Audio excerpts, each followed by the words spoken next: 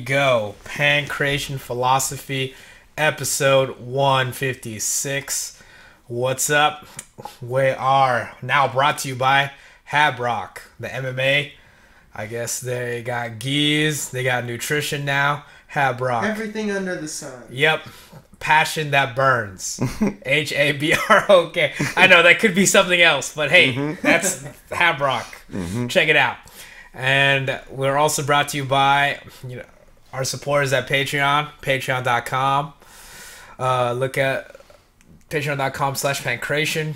We got the Warrior, Shiloh Cleofe. We also have Big Wang, tearing it up on Tinder. And we have Tom Kravitz. Thank you for supporting us, guys. And we also got merch, Spreadshop. Check it out, Pankration Philosophy. Do those things. Thank you for either watching us on YouTube, listening on Spotify, SoundCloud, Apple Podcasts, whatever the hell Stitcher is, and whatever form of podcast you listen to. Thank you. Boom. And now we got, once again, a returning guest, Pedro Perez. What's up? What up? I got stuck on passion that burns. It sounds like something somebody tells themselves when they're in Vegas and they say, but it happens in Vegas, stays in Vegas. It didn't stay in Vegas, dude. The passion, and it was passion, and now it's burned. Yeah. That burning came home with you. Yeah. Oh, good old, yes. Good old, well, but that's the thing, though. Sometimes the things you like end up being the things that do burn you, right? Oh, dude. Yes. That's true. As he thinks, yes. Yeah, that is very true. Yes. I just really love touching stovetops. Oh, man. Yeah. Well, that passion will burn you, for sure. But, I guess, well, because don't you have ankle surgery coming up, right? Yeah, on Wednesday. On Wednesday, okay. Yep. I mean, in a case, because wouldn't you say that definitely your athletic career was what prompted that ankle surgery? Yeah, right. Yeah, I would say. Athletics and poor weightlifting techniques is what led to that. Yes. Yeah. So, I guess because it was like dislocation that just never quite recovered. Yeah. I don't know exactly what happened. I think it was. I remember it started to be a problem after I had a couple really bad sprains. Okay. So I don't know if anything else other than a sprain happened, but yes. it ballooned up the inside and outside of my ankle looked like softballs.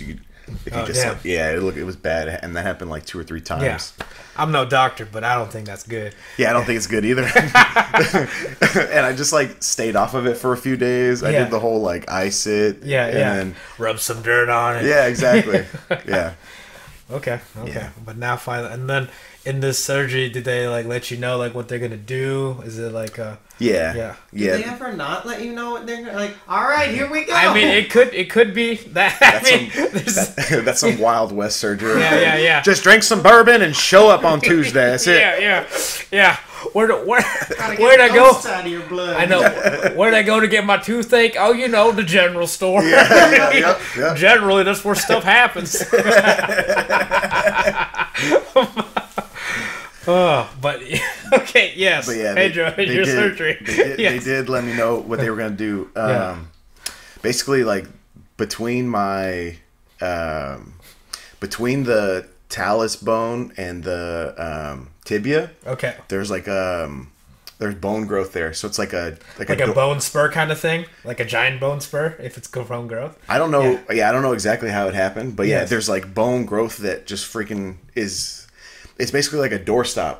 If you want to close the door all the way, and by that I mean I want to lift my ankle all the way. Yeah. But there's just a hard stop. There's just a bone that's just blocking the path. Yeah. So the idea of the surgery is they're going to go in and shave that sumbitch off, and then test to see if that increases my mobility.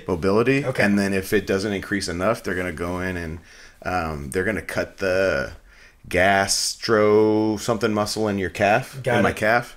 And that, pretty much tune that into your ankle. Yeah, exactly. So they're going to cut it and release it, and then that should kind of release my ankle enough to have full mobility. And then they're going to let that reattach itself over like a couple of weeks or however long the recovery is. Got it. And then I have like therapy after that. Okay. Huh, interesting. And that's interesting too how just like removing a muscle will give you more mobility. Straight like, up. From there. But I mean, it just shows like how interconnected like your body is in that kind of way, like from there. Well, they kind of broke it down for me. They were like, you have big calves because they're tight and you used to be super fat. So like your leg muscles had to adapt to carrying all your weight around. Yes. And plus you were lifting weights on top of that. Yeah. So you were like constantly not putting your ankle in the position that it could be. It's just been years of like not in optimal range from there. So that part is like overly tight, overly strong. So cutting and releasing it should help it out. Oh, so it's almost like it's so used to being like balled into a fist. It's never actually able to like open. Yeah. Like from there. Okay. Like even I met with the surgeon and the physical therapist the same day, and they showed me that the physical therapist showed me like when you just relax your leg, your feet come forward, and that's not supposed to happen. They're supposed to be like neutral. Relax. But yours just, even when, as soon as you let it go, they fucking launch forward. Got it. So even you'd be like, all right, relax. Yeah. I am relaxed. Yeah. What are you talking about? Relax. It's so hard right now. Yeah.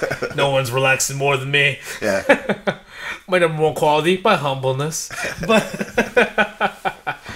oh, okay. Well, so does that seem like a relief for you in terms of that? Yeah. Dude, I'm pumped for it. I'm so excited. Yes.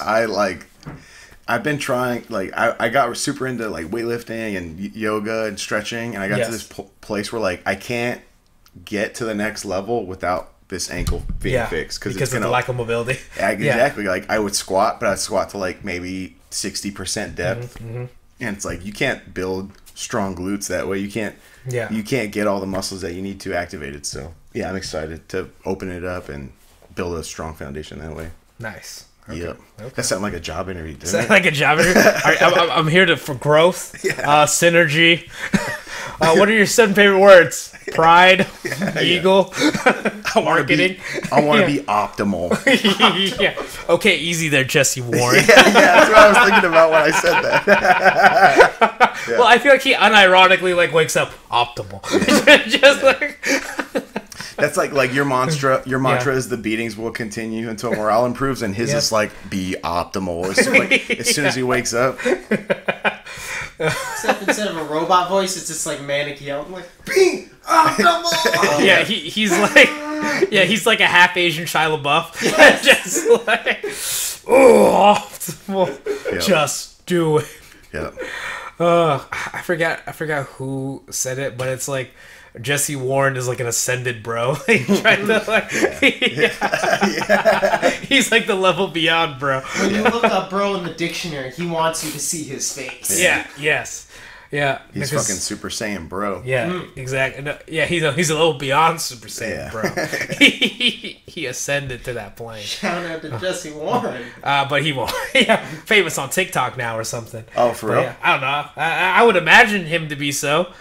It seems like the kind of thing he'd be into, and I have no idea about TikTok. Whenever we do anything with him, we get a crap ton of views for like no reason. That is true. Like he's got the draw, huh? Yeah, just something about him just causes strong feelings, whether it's good or bad. You know what I mean? He's polarizing. Yeah, but that's the thing. You need to be like a polarizing figure these days. Yeah. You know, I think. Well, not even these days. I feel like that's just how it's always been in history. Mm-hmm. You know, you have to like cause.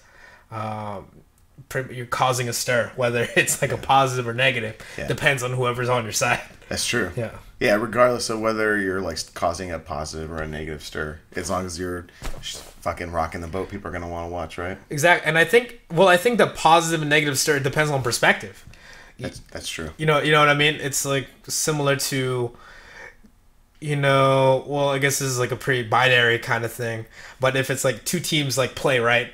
If one team wins, then from perspective, if you're supporting that team, then you won, or that's a positive note. Whereas if you're supporting another team, that's a negative note, and that's why I feel like there's a huge culmination of like teams and tribes and whatever sides are on like that. So I feel like if you can cause like a stir like wherever, I think that's how you really like move morale in that kind of way, or move like following. Yeah. You know. Yeah. People Yeah. are gonna want to tune in. They're gonna want to find out. Yes, being an influencer, if you will. You know, you know our good friend Scott McDonald. You probably haven't heard like on the podcast, but people on the podcast know Scott McDonald wants to fight Justin Bieber. Oh, he does. Yes. Why does he want to fight Justin Bieber? You know, that's a good question, Pedro. Very good question. It really just came about out of like him wanting to fight an influencer, and he goes like, you know, I want to fight Jake Paul. This was like, you know, a couple months ago. Before he saw what he did to Nate. No, but I think, well, hell, man, I believe in Scott. Scott can take Jake Paul. Hear that right now. But it's like, in terms of, no, I want someone bigger. I want Justin Bieber, and I feel like, why? Yeah, and I know, and then I feel good talking about this because I know Scott will never listen to it. So, And Scott himself has beat this into the ground over and over. Yes, over and over and over again. I wish Scott was here because I want to find out, like, because isn't Justin Bieber? I wish Scott was here as well. Yes. Yeah. If we say his name 3 times, maybe he'll show up. No. That kind of guarantees him not to show up. Fuck, all right. He's like anti-Beetlejuice in that regard. All right.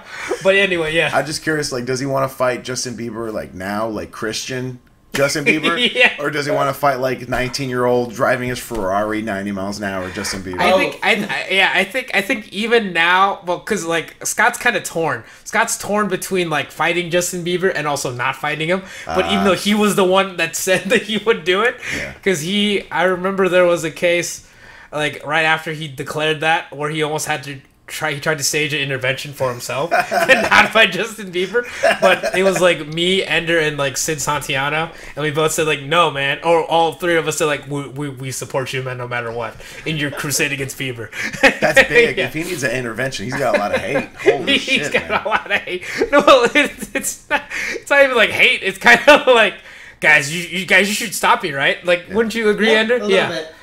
The way I interpret it is Scott has this like blind fury, and he just never turned it on anything until now. Yeah. Yes. And he chose Justin What do you mean? Bieber. Never turned it on anything.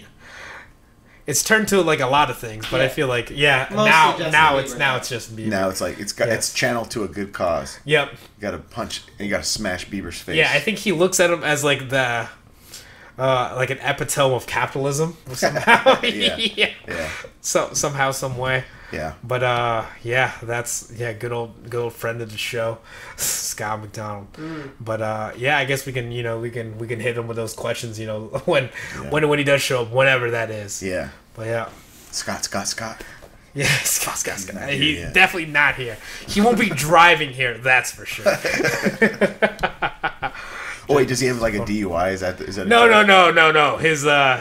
His car is like horrible. Oh, okay. Yes. Okay. He drives a 95 Volvo that just blew up on him. Damn, Yes. that is horrible. Yes. Poor guy. Yes. But kind of self-inflicted, but it's okay. Yep. And then oh man, we're just like Aaron. Yeah. Oh, but it's okay. He won't listen to this. He's not gonna listen, so enjoy the view from under that bus, Scott. Yeah, that bus pass. But yeah, man, but somehow people's passion that burn. That's just how it goes. Dude, I get that. Yeah. How about you, man? How have your passions been going? Yeah. Woo, I mean, they've been burning. They Yeah. have been burning a lot. Yeah. I don't even know how to answer that question. Yes. I don't know if I want to answer it. You don't need to answer. They've been burning. I'll just put it that way. It's been burning. It's been passionately burning, not in the right ways. Yeah. But sometimes you need that though. Sometimes you need to like that kind of. You need to get burned before you realize, hey, maybe I shouldn't do that again. Yeah. Yeah, always. That's usually the case, right? Anytime you get burned, that is a lesson. That is, yeah, definitely. I agree with that. Nice. I don't want to incriminate myself. Yes. Hypothetically, yeah. Yeah. So I guess we don't need to talk about that. We can talk about like, what are you doing now in terms of like any creative projects or anything you're trying to do in terms of, I mean, you mentioned trying to be more mobile, trying to be like strength, like conditioning, yoga. Yeah. That's all that shit has been on hold basically since COVID started. Yeah. Like, I like at the start of COVID, I was doing all that shit like a few times a week. I was doing yoga. I was going to the sauna almost every day to start the day. Yeah. And all that shit has like been on hold. So Yes. yeah, I haven't been doing any of that stuff. But right now, what I'm working on is I gotta take this professional engineering exam in March. Exam. Yeah. So I'm trying to get licensed. So I've been studying for that, and like today I was in the office for a few hours just running practice problems and. Okay. Getting ready for this exam. Yep. I got about 2.5 months. Or I guess 3 months to keep prepping for it. So I'm working on that. Okay. I'm fixing up my house. Oh yeah, you told me about that. Yeah. That's been cool. I have like for the last 3 years I've been living in this like shitty duplex from like the 1940s. Nice. And it's had no insulation. So wait, no insulation? No, like none in the floors. Yeah. None in the walls. It's like they were prepared for nuclear war, but they were not prepared for insulation. They didn't give a fuck about the cold, apparently, because the last 3 years, like, if it's 45 outside, it's 48 inside. It's cold as fuck in there. You can see your breath. Yeah. And we just got most of the house insulated, and I was running like a heater test, and I was like, holy shit, like, it's 80 degrees in here. Fuck yeah. So that's been pretty cool. You tell me this house can contain heat? Yeah, I was pumped about that. Yeah. Things are heating up. But, okay. Got that kind of house creation, or I guess renovation project. It's been like this. It's been the same shit that like most people that have like a 9 to 5 that aren't in the office. I've just been trying to stay busy. Cool. Staying busy, and I guess in terms of that, yeah, it's like getting that balance of like when you're not in that 9 to 5, like what do you do with your time in that kind of way. Man, what am I doing when I'm not in my 9 to 5? A lot of the time it's just fucking off playing video games, like the last few months. Okay. Any good video games? Not really. I mean, I'm playing. Oh shit! I'm playing right now. I'm splitting time between Madden and the Stick of Truth. South Park. Yeah, the Stick of Truth. Awesome. Yeah, so I'm playing those at night before I go to bed for a few hours. So for Madden, do you play like online? Do you play like franchise mode? What do you do? I just play franchise mode. I put it on pro, and I win the Super Bowl every fucking year. Oh man, undefeated again. Yeah. Well, you Cowboys guy? Yeah. Nice. Yeah. So at least they'll be in Super Bowl somewhere. Yeah, sure as fuck is not going to be this year. Oh. God damn it. R.I.P. Dak. Yeah. No, man. No, that's the thing too. I feel like because when I play Madden, I play franchise. Like, oh man, could you imagine though if I was an owner? Yeah. I would make all the good choices. Yeah, all the good choices. It's just so easy, guys. Yeah. I remember I used to play Madden because it gives you the top-down view. Yes. So I used it to train reading defenses when I was a quarterback. Yeah. But then it just devolved into, since I don't think I was playing on a very high difficulty, so it just devolved into me just. I was like, you know what? We're gonna run a simple run play, and I got another touchdown. Yeah. I am a genius. Man, I'm so good at reading these defenses. Punting for what? For real, it's like every time it comes time for my punter to like re-sign a contract, I'm like, let him walk. I never use Don't need him. I mean, did you hear about that high school coach who always goes for it on 4th down? You mean my high school coach? That was my high school coach. Oh, that was your high school coach. Fuck yeah, we ran the double wing. One time we scored like 108 points against this team. 108 didn't slow down. We did. We put the backups in, and they were still whooping on these motherfuckers. I feel like it's not running up the score if you're not trying. Yeah. We put the sophomores in, and even the sophomores were just. It was bad. It was really bad. But you know how it is, though, especially I think you know, Ender, when it's like junior or it's like it's not slow your roll after but it's not that hard to break the will of a young child. Oh, true. That's true. You know what I mean? Oh, yeah. The beatings will continue until we're out.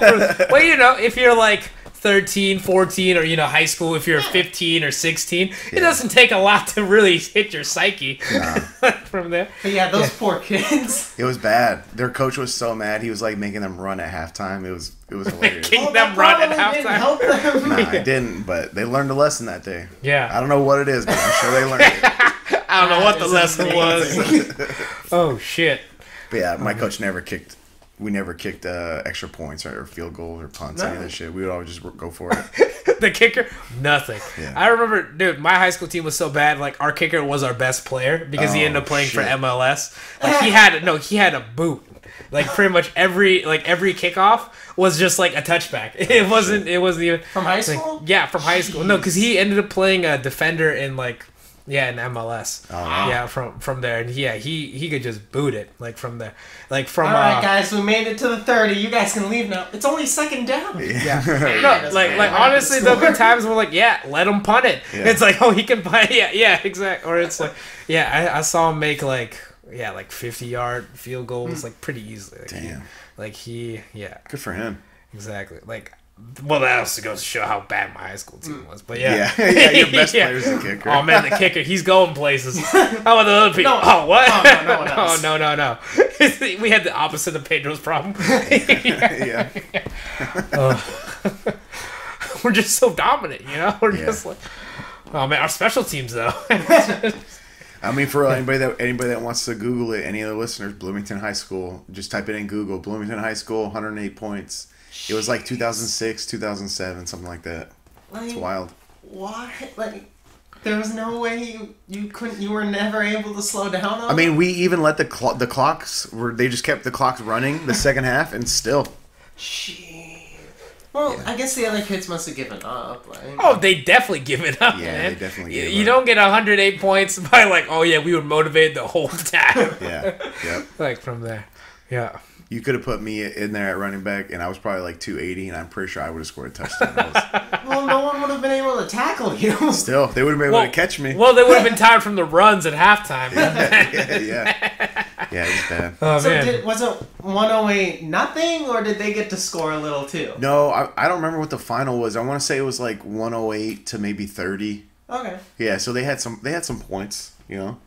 We got in trouble. We scored 100 points, but we also gave up 30 points, so... You know, how dare you? How dare you, right? Guys, what the hell? Where's the defense? Yeah. I was in the stands eating hot dogs, man. I was watching the game with everybody else. Oh, nice. It was 108-20. 108 to 20? Yeah. Guys, you gave up 20 points. What the hell? Yeah. I like that. I'm looking up. It says Bloomington set a county record for it. That's like a football all-time record. No one does that. No, I don't know. There must be some kind of crazy high school record where they. This is it. Is that the record though? I don't know. Look at the national record because right. I've seen Derrick Henry run and he looks the same size as he was in high school as he is now. No, it's like, oh, that's not fair. Have you seen his stats? There was like one season he had like 36 touchdowns. Yes. Oh my god. Yeah, 36 touchdowns in like what, 12 games? I don't even think he played that many games in high school. I think it was like 7 and 5. Yeah, 12. You're right. 12 games. Yeah, 12 games if that. Yeah. And yeah. Damn, that's wild. 36 touchdowns. Yeah. My god. The biggest one I can find is 178 nothing. Yeah, that's pretty big right there. 178. I don't understand. You don't understand? Like in like the 40s, like. Well, I don't know, the 40s. Okay, I guess. Yeah. It's like, they couldn't feel the team. Oh, not even the 40s. This the number one, I think it was college. It was like Albion against River Rouge. Okay. 178-0, 1919. Damn. 1919. Yes. Yep. Damn. 1919. What happened to all the players? Oh, the war. Yeah. Other team just kind of ran out, so we just kind of kept running to the end zone. Yeah, we just kept running. Yeah. What happened? Oh, good old PTSD got them, and then they got. Yeah. Another one, 106-0, 1912. 1912. Man. Oh, you guys beat that. Yeah. 115-0 was in 36. 110 in 22, but yeah, this keeps. There's the theme. And this is college. I think so. Yeah. Okay. Oh, hold on, we got one from 1989 where it was 101-0. Okay. 101 to 0. Okay. Huh? What teams were those? That was Central State, Ohio against Lane University, which I don't. Wherever that is. Yeah. Central Ohio University. Yeah. The Central Ohio. Cornell beat Rochester 124-0 in 1889. 1889. Yeah, back when football was invented. Yes. When it was an actual rock. Yeah. Wow, yeah. But yeah, this is probably one of the most recent examples of a 100-point game from Bloomington. Of just sheer dominance on accident. On accident. Dude, we put all the sophomores in and they just kept fucking scoring. Can we put some middle schoolers in? For real, yeah. Somebody go get my little brother. I mean, I guess when football was first being played, they didn't really know or care about holding back. Yeah. So, like, you guys were trying to slow your roll. If you didn't, you would have gotten up there. I think that's kind of impressive, though, if you think about it, because that was back when they didn't... I'm pretty sure they didn't have specialization back then. I'm pretty sure the same 11 guys played the whole game. That's true. Like from there. And they probably didn't have like the forward pass or any of that shit. Yeah, forward pass. What the hell is that? Basically rugby back then. Right. Yeah. Right. It was just skirmish rugby from there. Let alone helmets. Like 1889? No. I heard they invented groin protection for football before they invented the helmets, which is hilarious. Yes. Hey, priorities. You gotta protect your nuts. Fuck your brain, dude. Yeah, right. Protect the manager. One head's a little more important than the other. But you gotta protect the precious head. That's right. Yes. Gotta keep your head in the game. Yeah. But no, yes, for sure. And then but that's true because that's all like run plays. That's true. Yeah, no forward pass. Like forward pass was known as cheating. Hey, you can't do that. Yeah. But that could also be back in the days when there couldn't be. Because it's not like an 1889 they had like football scholarships, so they probably this was probably just a bunch of guys. Exactly, they easily could have like run out of players, and that's why they kept going. Yeah. And no, Archie's down. Well, we gotta keep playing. Yeah. I guess war. Yes, like the 1919. Yeah, what happened to all your, all the able-bodied? Oh, they died. Yeah, what happened to all the able-bodied 18-year-olds? Yeah. Well, the war. Well, their disabled parents are gonna play now instead. Yeah. Oh man. But yeah, that's old school football must have been crazy. Oh no, for sure. Yeah, well, just think about how it's developed from now. I mean, from then to now. Yeah. Like it looked totally different. Well, I'm just thinking about like the changes of like seeing like basketball in the 50s and just how like it was like, oh man, look at that, that's how they played it. Yeah. And then if those people saw what it looked like now, they'd be like, oh, we're not playing the same sport. Yeah. Why are they all so tall? Yeah. Why are they flying? I think it would be funny if like today's era basketball brought back those short shorts. Yeah. That would be pretty funny. So just imagine seeing LeBron with short shorts. Oh. Yeah. His hair keeps falling out, but his shorts are riding up. Just all the way. Well, that's the thing, though. It wasn't even long ago. Like the 80s. Yeah, this wasn't ancient. Yeah. Like, the days of Magic and Bird. Yeah. Like from there. You should see it, like dunks on TV, but in the actual game, like the first 3 rows just sees just balls hanging. Oh, they kept their eyes on the ball. The balls. Yep. That's why you pay extra for those courtside. Yeah. Well, that just reminded me back when it was like when like Shaq first entered, or like I think he was even back in college. He just kept like breaking the rim,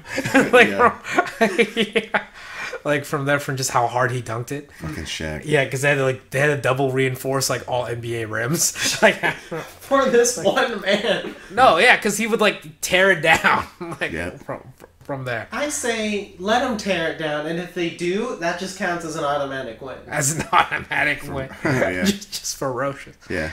Yeah. It's like that tiny ball in Harry Potter where if you just pick it up, you win the game and the rest of it doesn't matter. Oh, yeah. What is that ball called? The snitch. The snitch. It's not a ball, too. It like flies around like a little jackass. But it is supposed to be a ball, I guess, in that kind of regard. It's got a ball with wings. Yeah, catch I like how it does act like a soccer match, and then but none of it matters. Yeah. But I know that's very European. It's like, well, none of it matters except for one aspect of this game. Also, we're going to give 2 of the kids sticks to just beat the crap out of everyone with. Yep. I mean, that does sound like Europe. But yes, but back to the, I don't know, I feel, well, back to your rule of like, oh, if you break the rim, you get to, like, you automatically win. Yeah. I think that would just lead to like some crazy tandem dunks, like you try to have like 3 guys try to dunk at the same time, like NBA Jam kind of style, like, oh, you gotta tear it down. Yeah. It's like, why did they put we have 3 centers in the game? Why are there 3? That would be wild, dude. Just throw an alley-oop to 3 people at one time. Yes, they all try Holy to like. fuck. That would be sweet. Oh, yeah.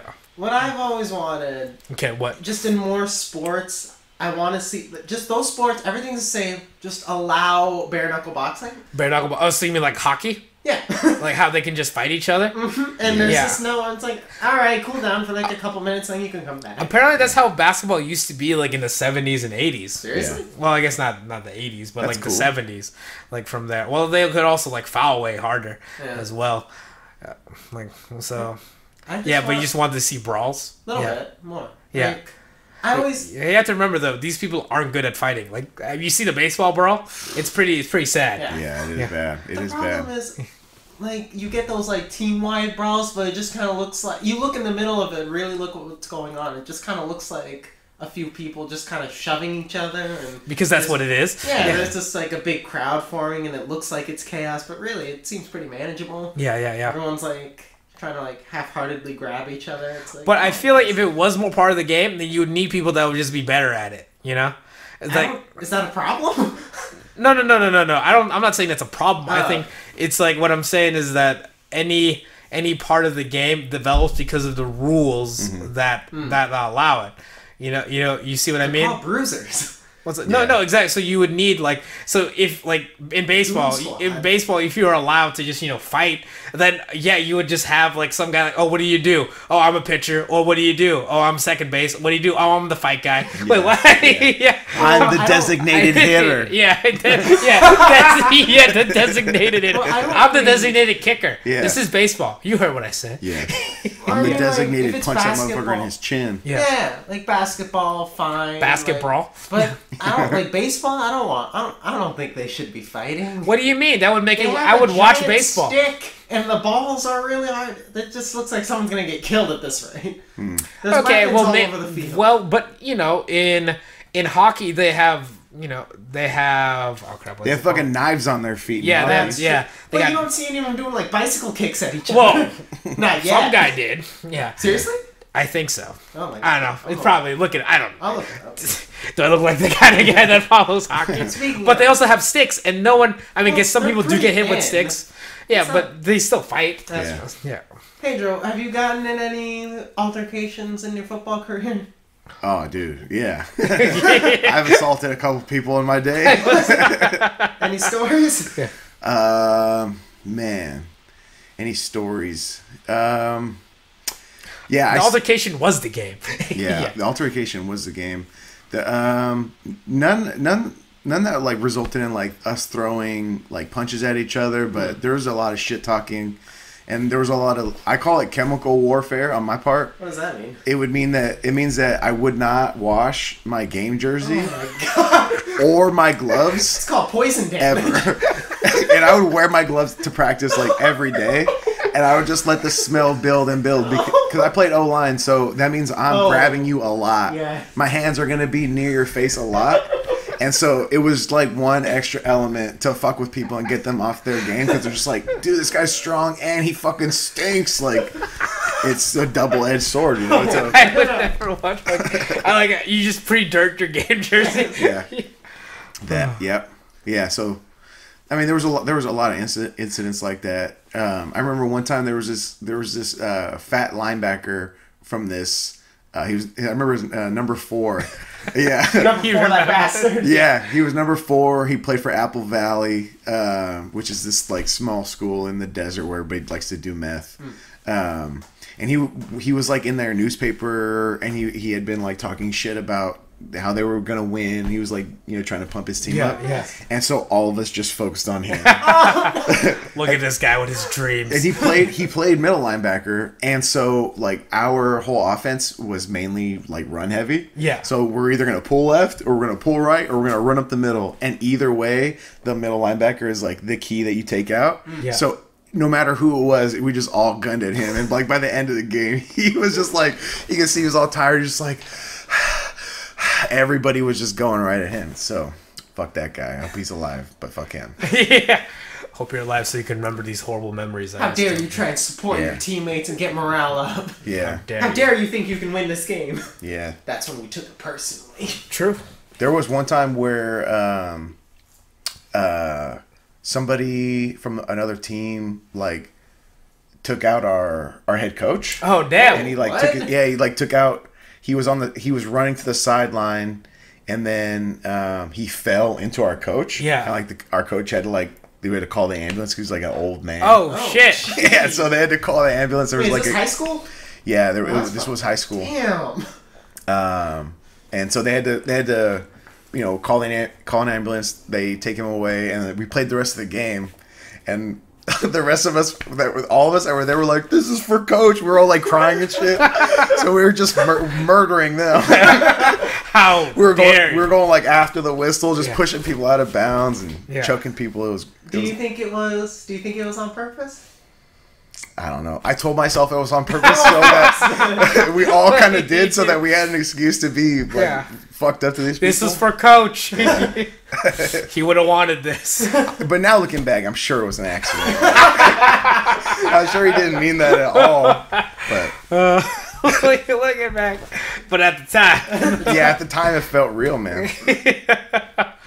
But yeah, no. That's all. That's it for me. Like no altercations, no throwing punches. Pocholo, did you play football or did you just know the team? Oh no, I played. Wait, what did you play? I've never known this. Oh, you never known this? Oh, I played like garbage, man. Well, but I position. I mean. Like think about how bad my team was, and I was like fourth string. So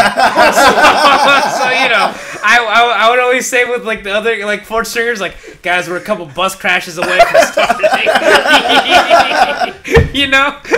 But even then they probably put like the cheerleaders or something like ahead of us. But fourth string, do you even have a position, or is it just like, hey? I was like, yeah, do that. I don't know that. It doesn't matter. You're not gonna do anything. Yeah. Like I was like fourth string running back and whatever on defense. But like from there. But I was just JV captain, man. That's what's up. Yeah. I would make the pregame speeches. Hell yeah. I know. I was almost flagged before a game for what I said. Yeah, because I made like a pregame speech of how we're gonna, I don't know, essentially, like kill the other team and like spread their entrails onto the field. Damn. Like that. And it was in front of like the crowd. Like they're like, what? Yeah. You guys, and by crowd this is JV, so they're parents. Parents are like, I think we should pull Jimmy from this game. Yeah. I think he's gonna spread his entrails out. Yeah. I don't like what that small brown kid is saying. From there. I don't know about you, but I feel like I got in more altercations like with my team than with people on other teams. Did you guys have a lot of no, for sure, in team fighting. I think that's just how it is. Yeah. It's a bunch of adolescent like males. They're like 15, 16. Their fucking testosterone's taking off. Oh yeah, for sure. A couple of them are like heartbroken because their girlfriend broke up with them. Yeah. And they're just pretty much. dicks. If you didn't fight your team, then like you probably didn't have teammates. Yeah, exactly. That's just how it goes. Yeah, I remember getting in some altercations. I remember starting a few altercations. Yes. Instigating one. There was I don't know, because it was fun. I don't know. I wanted to see people fight in front of me. I was it's the change you want to see in the world. That's why I fight them myself. Yeah, they said to be the change, and that's why I did it. Oh no, for sure. I would say, I had like a healthy amount of altercations with my team and also other teams. And also because I didn't play, so it's like I had to get my energy out somehow. That's true. Yeah. So it sounds like every like hobby or thing you like took up just was a means for you to fight more. Yes. Have you like any people that follow this podcast have gotten the sense that I'm sensing this theme. Yeah, there is a theme in the Pachola origin story. Yep. Like from there. Yep. Yeah. Oh man, how people go like, oh, how could it have ended up that way? Well, you just need to see how it got. If you're asking that, listening to Pachola's podcast, you're not listening. You're definitely not listening. You're not listening. You are Scott McDonald. That's who you are. I remember I I had the opposite problem. I was very mild-mannered. Yes. Coming up. And I remember the coach one, because, I mean, there weren't enough kids to, like, routinely fill out all the slots. So a couple of us had to play both sides of the ball. Yeah. And... like the 1896. Like, hey, Ender, how about you play safety? And I'm like, Coach, I think I've made, like, one tackle in my life. He's like, you'll be fine. This was mid-game, too. It's like, Ender, you can go out there. I'm like, Coach, I don't know what I'm doing. He's like, you got this. Yeah. And I think I'm walking out onto the field, looking at my coach, pleading with him. I'm like, Coach, I don't know how to tackle anyone. He's like, yeah, you're fine. The other team's like looking at me like I'm a crazy person. Like, why does he keep yelling at his coach? He seems scared. Yeah. And I'm like, all right, I guess if you... the other team had like a stud running back who broke through the first two levels, and I was just pretty easily. Yeah, I was just like, my whole game plan was just hope they take care of it and like pretend I'm like trying to defend just hustle. Oh man, I would have been there though. Yeah. And I remember seeing this kid charging at me, and I'm like, you know what?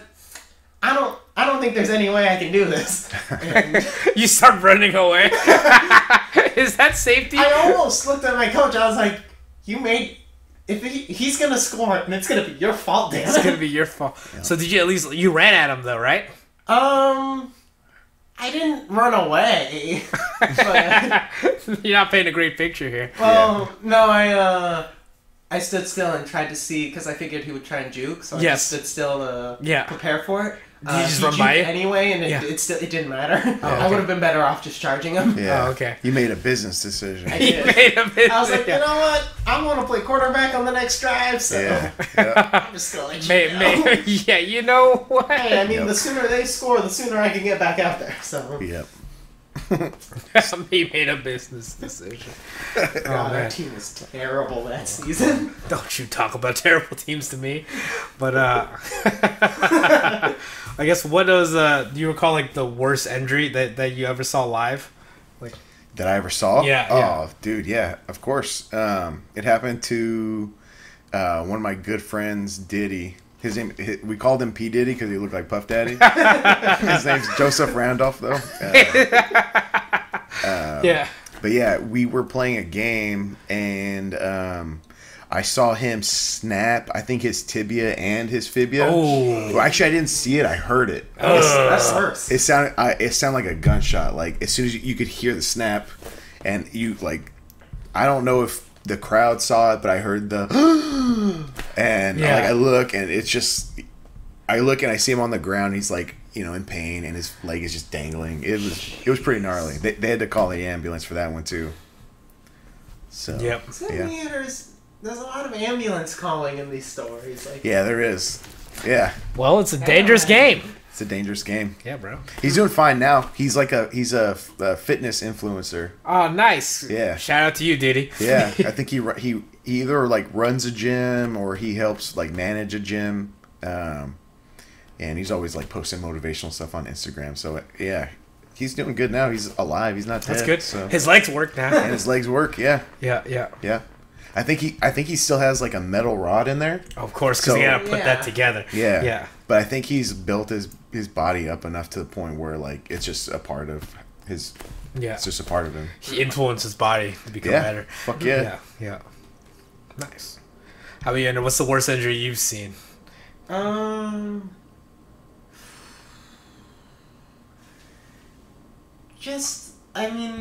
gruesome. Nothing gruesome. Again, we were like... Yet. No. I mean, we were like 14. No one could even hit that hard. But not if they were trying. There was a lot of crying. Yeah. I don't know, man. I'm sure 14-year-old Sean Taylor would have lit some people up. Yeah. They're like, why is this grown man playing us? Yeah. There was a lot of... Because, when... At least, I don't know if it's still a thing, and I don't know what level it stops being etiquette, but at least in youth... If a player gets injured, I think it still goes on to high school, but... Oh, you drop to a knee? You drop to a knee, but... Which is like, I get it, like, moment of silence, moment of respect, but in execution, it's actually way worse than it sounds, because we just get to hear like everyone silent except for this one kid going, "Oh, oh God, why? Why, God, why? Why would you do this to me?" And it's like, and I mean, everyone, like the players, the parents, everyone's just visibly uncomfortable, but it's not like we could say anything. Yeah. Yeah. And so I guess I never saw any like really gruesome injuries, but just everyone's dealing with that uncomfortable silence. Yeah. That's what's up. Yeah. I would never be bothered by that. I would always like drop to a knee. It's like, well, whatever. Yeah. It's fine. Well, also, I'd be on the bench, so I wouldn't need to drop to a knee. Once again, I was not playing anyway. Not paying attention. I've seen a couple of gruesome injuries, like not related to football. Yeah. One time I saw my mom dislocate her shoulder. Oh shit! It was pretty funny actually. Okay. Her and my dad were like arguing or whatever, and my mom like tried to jump off the bed onto my dad's back to like choke him. Yeah. And then my dad saw and like ducked.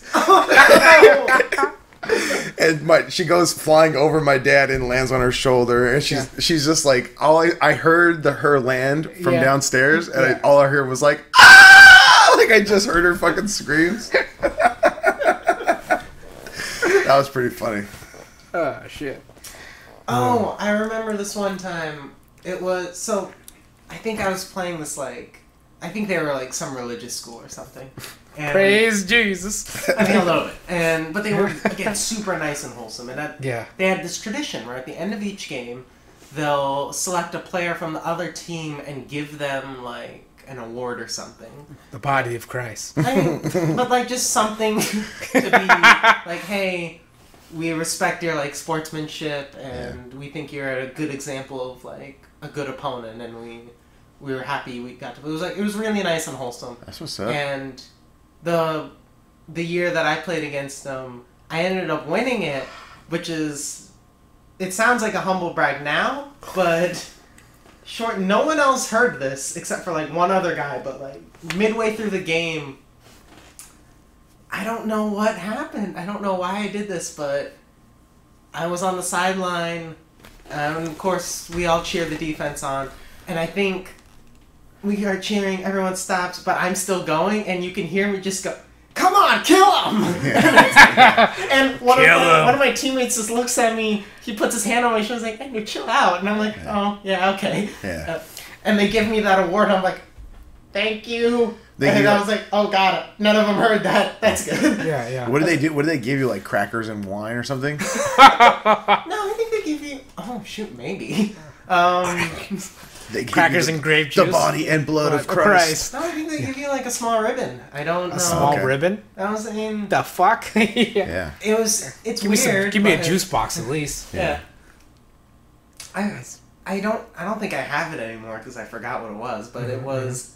I just found it funny that I was like, oh, yes, me, the sportsman who definitely didn't tell my friend to go kill that other child repeatedly. Yeah. I know. Named him. Yeah, one of the other fourth stringers, he would always yell like "rip his head off" in cases that that was not necessary, like kicking a field goal. Kick his ass, Seabass. Yeah, or he would. Yeah, I think that was just his like catchphrase because we would be like watching like a basketball game, like a high school basketball game. Rip his head off. Not applicable. Boys tennis, same thing. Yeah. I remember I went to, I think it was like I had a cousin. She had a basketball game. Okay. It was like high school, and it wasn't. I guess I didn't know this, but it was customary for everyone to stay pretty quiet. Like no one really talks in those.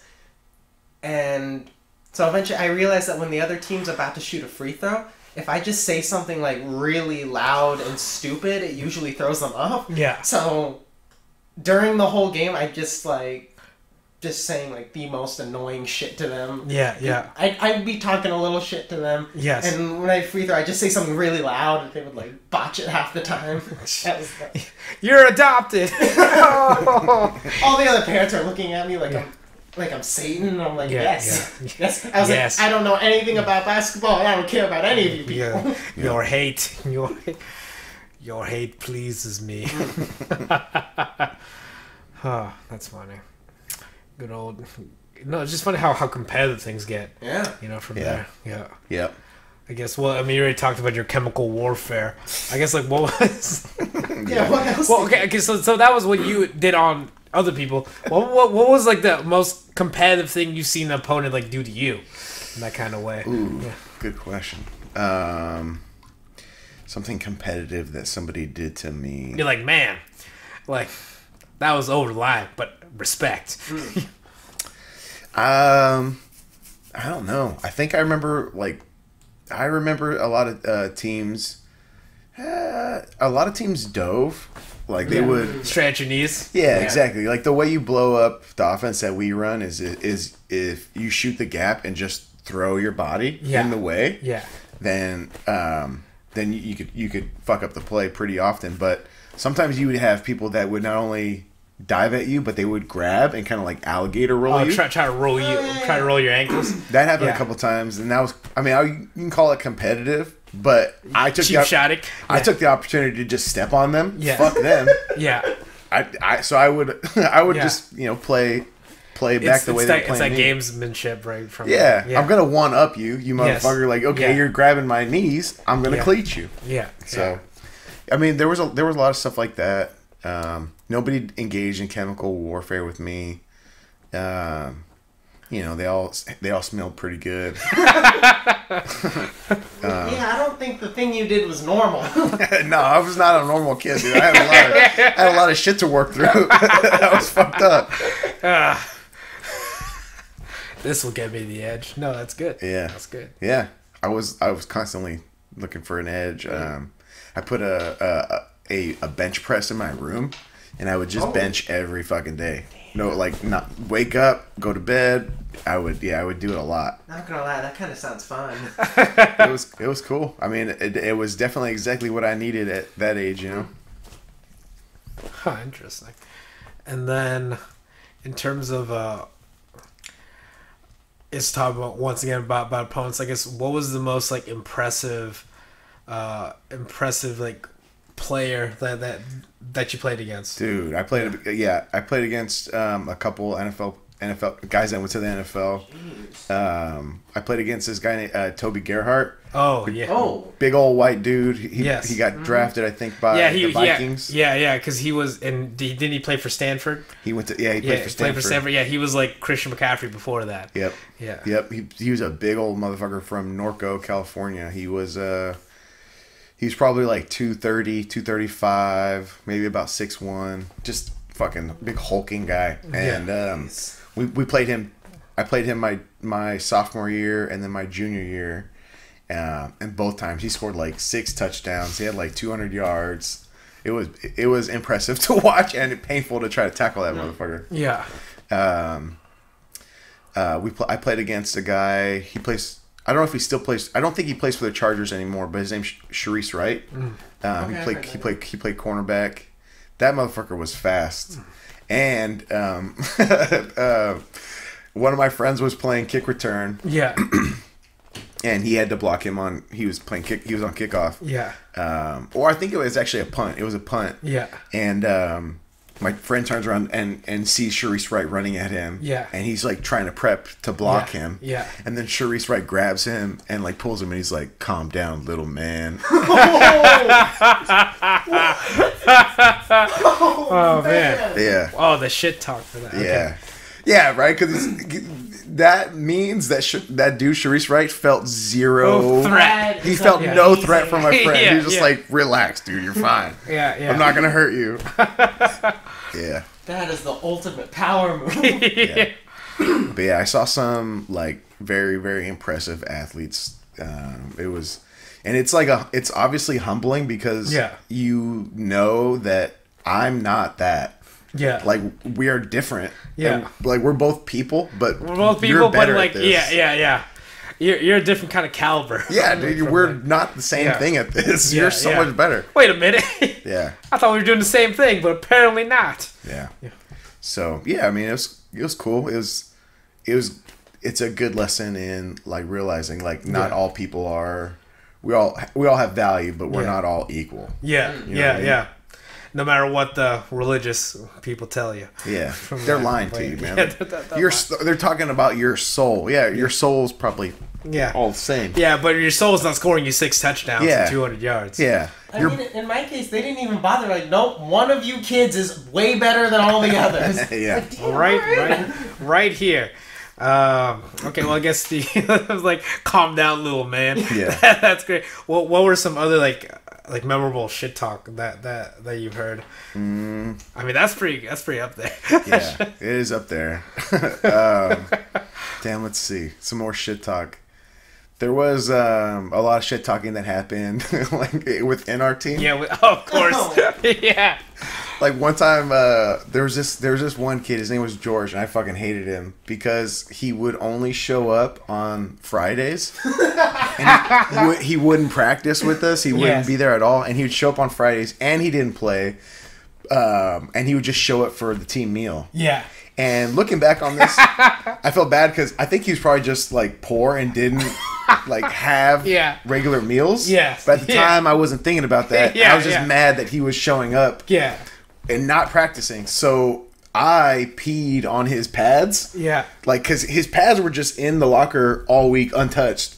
And on a Monday, one day, I peed on them. And then he came to get them on Friday. And he was like, who the fuck did this? Who did this? And then immediately somebody told him it was me. And he came to me and he was like, you pissed on my pads? You pissed on my pads? What the fuck is wrong with you? I wasn't here. Why don't you do it to my face next time? And then I just looked at him and I was like, you want me to pee on your face next time? Yeah. That was probably peak shit talking at that point. Yeah. He showed you. But yeah. Oh damn. Yeah. Like next time he's like, hey man, check it out, and you're just being Yeah, he quit the team after that, man. There was no next time. He just stopped coming. Oh damn. Yeah, so if George, if you're listening, my bad, dude. That was kind of a dick move on my part. Shout out to George. My bad, George. Yeah. He's like, that son of a bitch. He was like sharpening his knife. Okay. Yeah. Take him off the list. People that have wrong. My bad, dude. Yeah, no, because that just reminds me, when we had like Lisa on and she's just like airing out all these other people's dirty laundry. I was like, yeah, that's right, Brian. I was like, damn, Brian. Yeah. Oh, get a Google Doc. I tend to air out my dirty laundry on podcasts. It's like my love it. Don't worry. It's like my confession, basically. Yeah. I got a lot to confess, man. I'm a good old Catholic boy. Don't let us stop you. Yeah. Oh man. No, but I think that's good. It's like, because I think if you like withhold in that guilt, that doesn't do anything. No, it's like not good. From there. Yeah. I know for me, like, and this is, I mean, you and I talked about this off mic, but I know for me, like, if I hold stuff in, it makes me like kind of go a little bit crazy. Oh, for sure. Like I start kind of filtering everything I'm saying. I can't be authentic with myself or with anybody in front of me. So it's like I'm here, but I'm holding you at like an arm's distance. Yeah. So and then I start getting like resentful, and I know I'm not in a good place if I'm doing that. So yeah, keeping shit in is not good for me. Oh no, for sure. I think it's like being real with yourself. You know? It's like understanding. Like, I understand that there's definitely things that you've done, or that people have done that they're not necessarily. It's not necessarily like the greatest thing, but that doesn't mean that you need to like be ashamed of it. Yeah. From there. Yeah. Me, I'm shameless, so mostly on stuff. Yeah. You can't really grow from something if you don't acknowledge that it exists. Yeah, that exists. Yeah, it's like if you just take those just shove that down. Just shovel that down there. Isn't that like step 1 in the 12 steps, right? And not acknowledge that there's an issue. Yeah. Yes. Yeah. Exactly. Yeah. Acknowledging. Yeah, that's why. Yeah, now I'm pretty open too for like, I guess, bad things. I was like, those were just misjudgments. Who knows? Perspective. Yeah. A lot of things that happened. Those people probably had it coming. Yeah. Oh man. Yeah, I mean, I guess the question is, do a few moments in your life where you acted maybe not how you would have wanted to act in hindsight? Do those moments define you? I don't think they really do. I would say not. If anything, but in that case, I would argue that every moment really defines you. Right. You know, and then if you just, why are you putting more weight on moments like from that? Yeah, exactly. And it's the same central problem of how people wish that there was like one thing they could have done in their past that would change everything. Well, if that's the case, then wouldn't that mean that one little thing you change in the future could change everything as well? Yep. Then why worry about stuff you can't change? Yeah. Right? Yep. Yeah. You're just sitting there worrying about the butterfly effect. Yes. Yeah, Yes. I get that. Yeah. And it's just like, yeah, having the courage to like take that risk. Yeah. Yeah. Personally, I just think it's weird that people seem to think that they're just resigned to be what they were before. Yeah. I think it's not... Car go vroom vroom, you know? You don't have to live in that. You don't have to... Right. You don't have to let that define you. Yeah, you don't have to live in the past. Can't like, well, that was me then, and that will always be me. It's like, that's not the way it goes. Yep. So I think those few moments do define a lot of people, but it doesn't have to. Like they let it define. They them. let it Yeah. define. Yes. I get what Oh, they you're can't define me if I don't care about it. Right. Yeah. Yeah. Yes. I mean, you know that old saying, you fuck one goat. Yeah. You see that? I built that. You see that well? Yeah. Yeah, definitely. Yeah. Oh no, for sure. But yeah, I think it all goes down to like your self-narrative, you know? Like from there, because I feel like a lot of people that end up like holding a lot of resentment, and they just have that poor self-narrative about how they look at their lives. Yeah. You know, in that kind of way. And it just comes down with that kind of down to perspective, right?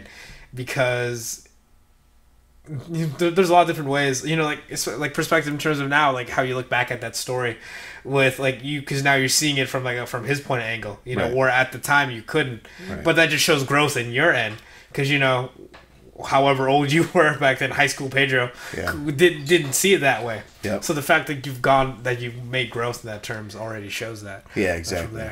Yeah, it's like that. I always think about it in terms of position, velocity, acceleration, right? It's like basic physics, right? Yeah.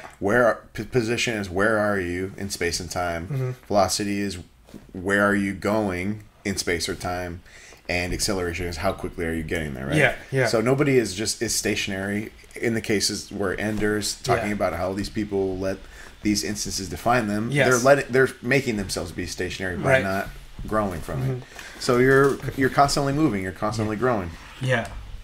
Oh no, for sure. Well, and that's why, you know, it always shows like the people that have the, I won't say like most issues, but let's say like have issues dealing with like the present, are the ones that aren't dealing with the present, they're dealing with the past and what they define themselves. Yep. Like from there. Yeah, I mean, you said it, your self-narrative, right? These things happened to you and you did these things, okay?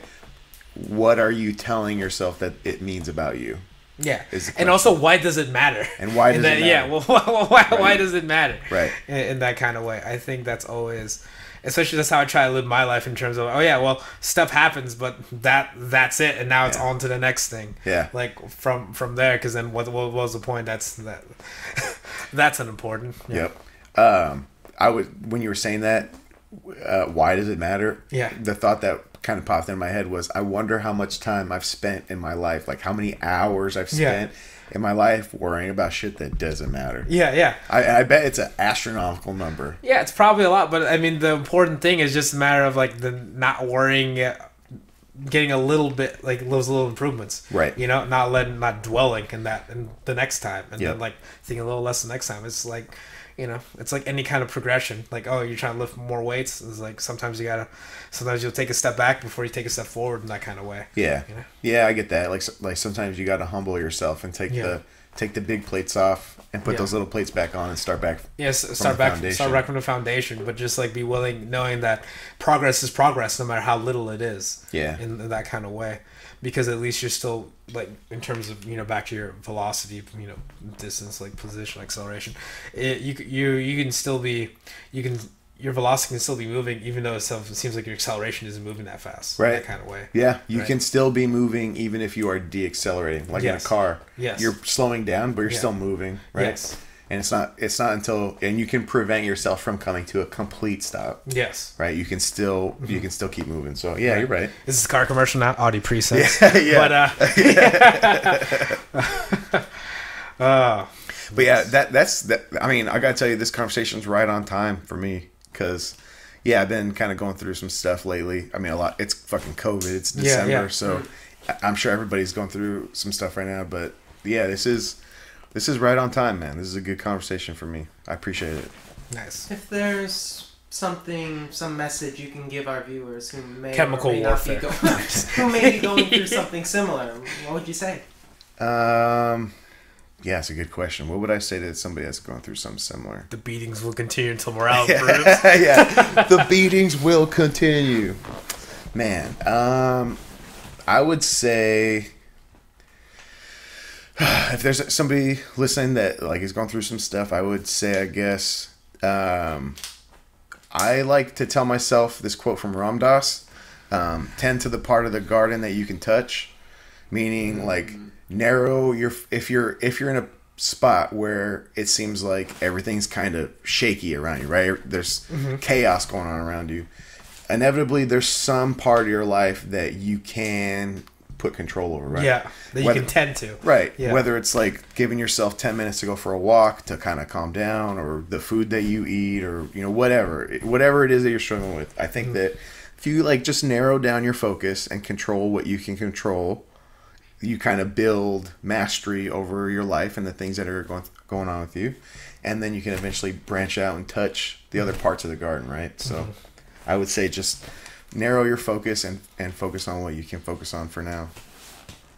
Perfect. Yeah, that's pretty good. Yeah. In terms of that. Yeah, because I always think about, I forget who said, but it's like however personal you think your problem is, like the more universal it really is in that kind of sense, because like it is that shared struggle of existence. Hell yeah. From there. Like I'll just share for me right now. When I'm like right now, I got a lot going on, and my 3 basic things I'm doing every day is journaling, walking, and dieting, right? Okay. So it's like those are no matter what else I got going on, those are the 3 things I'm making sure I was waiting for one thing, and crack. yeah.